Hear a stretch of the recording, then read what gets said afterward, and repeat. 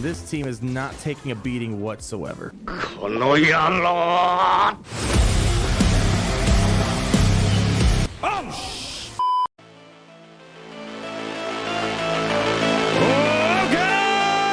ladies and gentlemen, Gungans and droids, or more importantly, the homicidal droids across our beloved empire, to today's video where we have not one, but two characters for our initial gameplay character review. Kind of a first. We don't normally get two characters in one, except for a couple of galactic legends like Rey and Kylo, as well as Master Lucas. Otherwise, kind of something a little offbeat. Two characters being released at once, and they're both kind of very needed for one another. They get the most out of them, but on top of that, in case you don't remember, BT-1 as well as 000, or as we're going to call Trip, in this video today are also going to be required for Dr. Aphelion. The thing I'm liking about it is, yeah, they're required, but I like characters to be fun.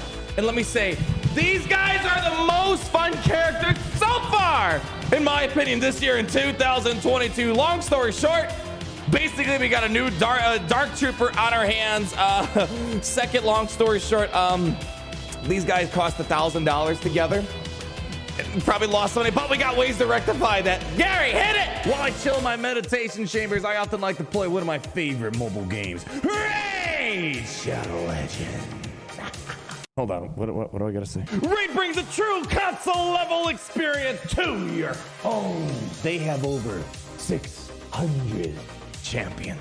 They actually release content like this amazing trick or treat Halloween special, where you could win $1,000 in Amazon gift cards and some of the best epic and legendary Halloween champions. All you need is your Raid player ID, then head to trickortreat.plarium.com, spin the wheel and get your prize. This special event runs from October 15th to November 5th, and be sure to use DK Rise's promo code to level up any of your strongest champions all the way to level 50, 5-star ascension. So click on my link or scan my QR code and you'll get rewards worth over $30. All this treasure will be waiting for you right up here. These rewards are only available for the next 30 days. Okay, well, these guys are expensive, but what are they doing in Galaxy Heroes? Let's go ahead and talk about Gary. Larry, roll some gameplay for these lovely people, will ya?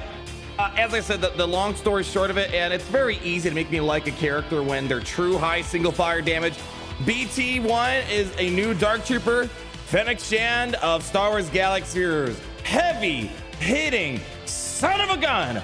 Let me tell you, on that basic ability and the AoE, we don't have a lot of, we don't have a lot of instances where you're able to get this sudden massive AoE damage in Galaxy Heroes. I mean, heck, it takes Lord Vader and Supreme Leader Kylo to sometimes ramp up to the levels that BT is able to offer for your team here. Trip, they're definitely more of a support role, but don't let that fool you. People are very impressed with BT during our initial gameplay testing that we did yesterday, but I think people sometimes don't give BT enough credit because they weren't giving Trip enough credit because he's not the one putting up all the fireworks. And point aside for a moment, I just want to say I truly feel like there was actually passion put into BT and Trip here.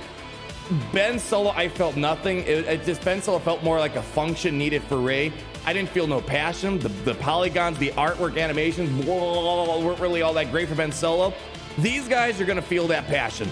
Getting back on the point I was trying to make a moment ago here, Trip is definitely really important for setting up BT for some really important plays because Trip, oddly enough, is slightly faster than BT, and you're able to get them to get going and get BT to assist right off the get-go and apply torture very early on. And when you have torture, which is kind of like a mini death mark, and then you have this high single fire basic damage on BT right from the get-go, you're benefiting from torture, and you're also getting an extra way to get BT to use that high single fire damage basic. Again, imagine Piet calling in Dark Trooper. That's literally what's going on here. So I know BT is going to be the shining star for today, but just believe me that Trip is also playing a very core role in utilizing the most out of BT, as we're going to talk about here. What is the main function? I will admit, shorting the droids were already really darn good beforehand. I do feel there's a forward momentum going on here. Shorty's definitely going to be the ideal team for BT as well as Trip before Dr. Aphelion inevitably comes to the game, and I'm really curious to see how she's going to lean into this high damage that BT has, but Shorty is the definitive droid leader. We tried things like General Grievous, and you could use him with General Grievous, you know, kind of like a Nuke situation. We tried HK. HK, unfortunately, at this time at endgame, very unemployed. HK's not being really utilized a lot, but Shorty is going to be the way to handle this. Shorty just has the best lead inside of the game as things currently stand here, and with Shorty being able to be fast, get out there, pull back enemy turn meter, give you turn meter, allow Trip to open up that play, get the torture on the enemy, BT calling to themselves to the assist afterwards, benefiting off that torture. You're going to set yourselves up for some really powerful plays. And the forward momentum that I'm kind of feeling right now is I feel like we're making a step forward and we're kind of getting the droids potentially playing in this General Anakin Skywalker.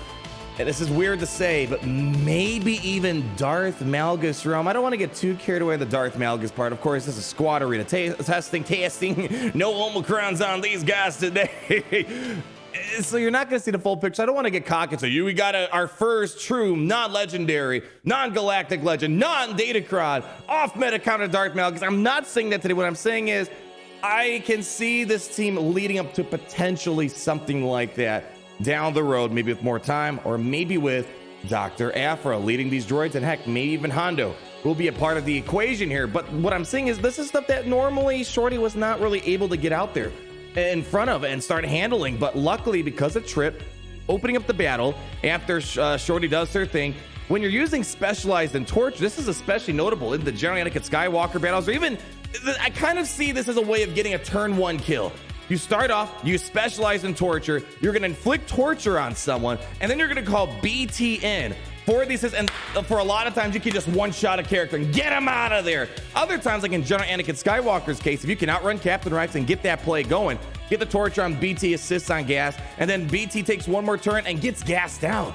And we're able to kind of get some momentum going on the 5-1st. The problem that we have is we do too much damage, and we cause a 5 sacrifice, and the clones kind of go out of whack at that point through 5s of sacrifice abilities. But this, the point I'm getting at is this team has a very powerful opening play. Otherwise, aside from maybe playing in a new area down the road that they're not normally accustomed to, I kind of felt like, at least as of now, the Shorties kind of doing more or less the same as before. They're able to beat things like Dash Rendar, Mon Moth, that are sitting very comfortably in a nice area of the game, kind of in that B-ish range of teams that we have right now. So I don't know if we're going to see a huge change in elevation, that Dash Rendar level extra boost of viability.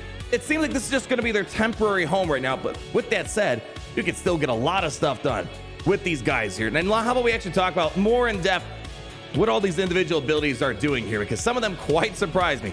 I don't want to talk too much about the basic ability, overcharged lasers. It's the Fennec Shan basic, it's the Dark Trooper basic, and it doesn't give itself enough credit. And we'll explain why all this damage is being churned out there.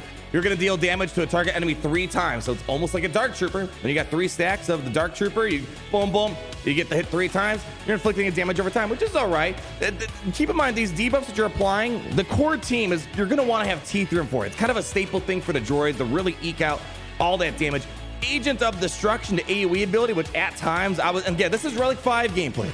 I really want to take this guy higher into Relic levels, but I'm keeping it at Relic 5 because that's what the Dr. Aphra requirements are going to be. Afterwards, we may up the ante a little bit on those relics here, but on Agent of Destruction, able to get exposed on the enemy, put extra stacks of damage over time on the opposing fools out there, and then you're able, if they had target lock, you can inflict burning on them. Again, it's supposed to just, the debuffs are setting yourselves up for a lot of extra T3 and 4 damage. It's just the raw damage that this is putting out. And on top of that, you have a secret ability. You have this Kill Them All extra ability on them, where you can just deal physical damage to all enemies and just call Trip for the assist here. And that's where you saw that nasty clip. I used it. I was able to set him up perfectly with Shorty granting a bunch of offensive buffs on him, and we just did like 200,000 damage. Mind-blowing type of numbers. Almost reminds me of a General Grievous Nuke back in the day, but kind of better. There is a drawback to this guy, and I find it cute. He gets a little excited when he gets a kill. If he gets a kill through Blastamec Prototype has unique ability, well, he's going to gain another ability called Haywire, and he takes a bonus turn.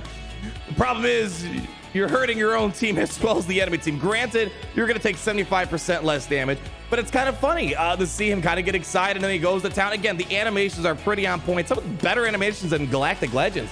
I feel like. So you got to be cautious. This guy is going to get a lot of kills. He's putting out a lot of AoE damage. He's putting out a lot of single fire damage. He's going to get a couple turns. Just be prepared that it could cause some problems. But the good news is this ability can't defeat allies or enemies, but it will put a nice punch on him. It's another AoE ability that's going to weaken the enemy team. Set yourselves up for another AoE from someone else like IG88, T3-4, Shorty, or this guy as well. But where does Trip fit in the equation? Okay, Trip, again, he's a support character. Basic, you know, you get the shock, potentially you can get some stuns on them. Cool. And then if you defeat an enemy, you're going to get a stack of translation. The point being is this guy is a C3PO. I find a little bit more useful than C3PO. It's the dark side C3PO that's not a legendary character, which is kind of interesting. And you're able to give all dark side allies stacks of translation at the very beginning. You start off, use the torture ability, and then what you're going to do is to all enemies, and you're going to just get dark side allies a stack of translation. With translation, you're increasing the durability of your team, and the possibility if you can get enough stacks of translation up, you might be able to start reducing cooldowns on your team as well. And then the torture, it just gives you another avenue to start putting out a little bit more damage on top of them. But I want to talk about where is all this damage coming from? Well, let's start up here. Interrogation Protocol. On Trip, dark side allies are going to get 20% extra critical damage. All right, that's nice. Let's keep moving on though. There's some other interesting stuff that's going on here. If in a situation with the Drain Organics unique ability, whenever a non-droid enemy is defeated, which might happen a lot, the attacking ally is going to get extra health protection recovery. Cool. But if they're a dark side droid, which most likely it's going to be BT, maybe even Dark Trooper. We made some funny Dark Trooper stuff work out here. You're going to get BT offense up, and they're going to get extra turn meter on top of it. But that's not all. BT, this is where things kind of get a little hidden. In the unique ability of Blastomech Prototype, just at the very start of the battle, this guy's getting 100% offense. So essentially, when you look at your stats, you're doubling the offensive number. So as we're going to go through mods, I had about like 8,800. You're effectively doubling that, and you're like in the 16,000 range at a Relic 5 BT. That is some really incredibly high offensive output. And when you consider when you get advantage on this guy for guaranteed critical hits, when you get offense up on him, when you have other ways of feeding extra damage output, for example, this is kind of important. I had a lot of questions. I know sometimes, people maybe were not around when T3-4 was kind of a meta thing for General Grievous back in the day. When you have the zetas on T3-4, you're getting an extra critical damage, 8% critical damage for each debuff on the enemy team.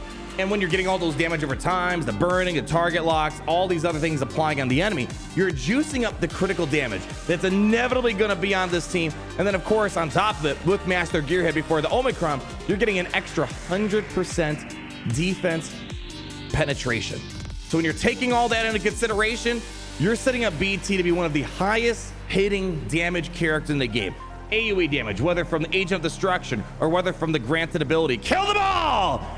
Basic ability. This guy is going to hit hard, and especially, we didn't even look at when you're combining droid leads like a Shorty, HK-47, whatever the case might be. It's going to be a really fun character to utilize. And I'm happy that they're needed for a legendary because, like Shorty, I like the character, but there's not a legendary event, and with limited time, you're kind of only chasing galactic legends and legendaries that exist out there. Let's talk about mods, zetas, Omicrons for a second. On BT, there's only one zeta on both these guys, which is nice. A lot of times we've been getting like double, triple zeta characters lately, and it's going to be on Homicidal Counterpart. With this, you're getting the extra ability, kill them all. So another AoE ability at your disposal, which is always nice. And then you're also going to get Trip to assist. Cool. Going over to 000 here, they also have a zeta on their kit here, and it's going to be from Drain Organics. So with Drain Organics, when you go all the way to level 8, this is how you're going to get extra offense up for 2 turns, and you're going to want offense up on BT, as we've been explaining, an extra turn meter gain opportunities. If you can't afford as many zetas, I would definitely skip out on this one and go with the zeta that's going to be on BT. In regards to Omicrons, I'm not sold on the Omicrons right now. I have a fear that they're probably designing this team for 3-3 Grand Arena.